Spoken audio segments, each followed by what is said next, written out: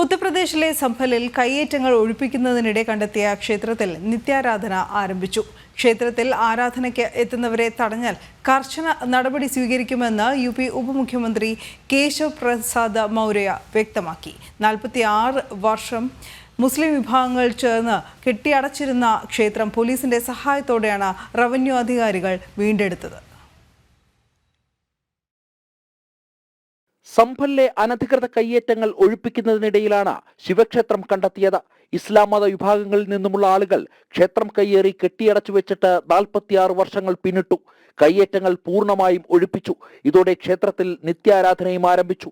പ്രദേശത്ത് താമസിച്ചിരുന്ന ഹൈന്ദവ കുടുംബങ്ങളിൽ ഭയം സൃഷ്ടിച്ച് അവിടെ നിന്നും പലായനം ചെയ്യാൻ നിർബന്ധിതരായതോടെയാണ് ക്ഷേത്രം കയ്യേറിയതെന്ന് ഉത്തർപ്രദേശ് ഉപമുഖ്യമന്ത്രി കേശവ് പ്രസാദ് മൗര്യ പറഞ്ഞു.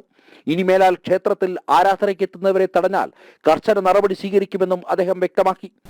देखिए, उत्तर प्रदेश के संभल में जो 4 दशक से अधिक समय तक हनुमान जी का मंदिर, शिव जी का मंदिर बंद करके रखा गया था, एक भय का माहौल पैदा करके वहाँ से हिंदुओं को पलायन करने के लिए मजबूर किया गया था।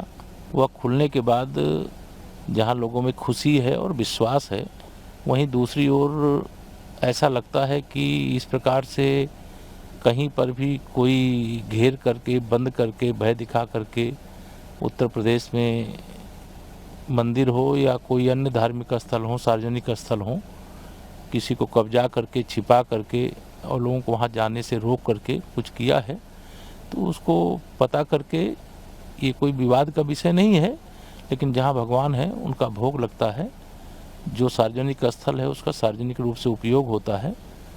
अब भय के बल पर, धमकी के बल पर डरा करके जो कब्जे किए गए थे या जो वहाँ से रहने वाले हिंदुओं को या अन्य धर्मावलंबियों को पलायन करने के लिए मजबूर किया गया था, अब वो समय समाप्त हो. പൂജാരിമാർക്കാർക്കും തന്നെ ക്ഷേത്ര പരിസരത്ത് താമസിക്കാൻ കഴിയാതായതോടെ 1978 ക്ഷേത്രം അടയ്ക്കുകയായിരുന്നു എന്നാണ് ഭക്തർ വ്യക്തമാക്കുന്നത്. അതേസമയം സംഭലിൽ കയ്യേറ്റങ്ങൾ ഒഴിപ്പിക്കുന്ന നടപടികൾ പുരോഗമിക്കുകയാണ്. സമാനമായി നിരവധി ക്ഷേത്രങ്ങൾ കയ്യേറിയിട്ടുണ്ടെന്നാണ് ഭക്തരുടെ പരാതി. ജനം, ഡൽഹി.